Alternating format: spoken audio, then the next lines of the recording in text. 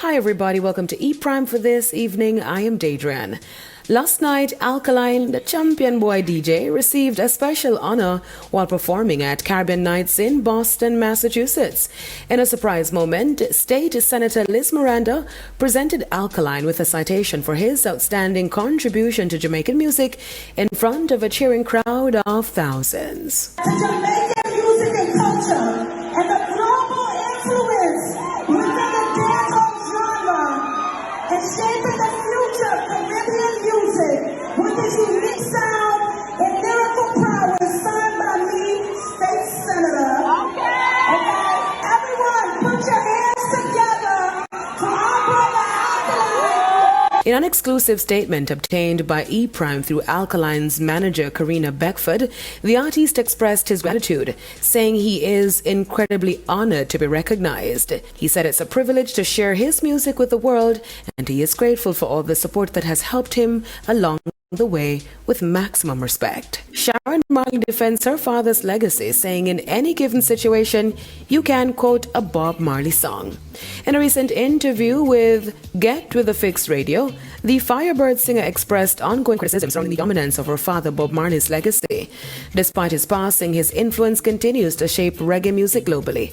Recently, the late reggae icon was included in King Charles III's personal playlist, a collection of music that lifts his spirit and evokes meaningful memories. How are you going to erase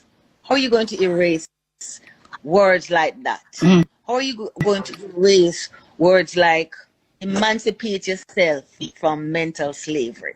How are you going to erase words like that? Like, no, these are strong words that will always be spoken by people. In any given situation, you can quote a Bob Marley song. She also weighed in on the controversy following the recent 67th Grammy Awards, where the soundtrack to the Bob Marley movie took home the award for Best Reggae Album. Critics have expressed frustration over the Marleys' continued success, but she dismissed them. Jamaican Women in Theatre Festival honors industry stalwarts. Now on World Theatre Day last Thursday, the Jamaican Women in Theatre Festival honored Barbara Gludon, Barbara Requa, and Olive Lewin. Festival convener Delia Harris told E Prime that this year's honorees are celebrated for their representation of the people, dedication to the craft, and legacy for future generations. It was really an honor to be able to share the work of our honorees, Barbara Gludon, Barbara Requa, Olive Lewin, just three women dedicated to Jamaican culture and doing the work and the history. And for me, raising that part of us that were it not them, we would have lost it.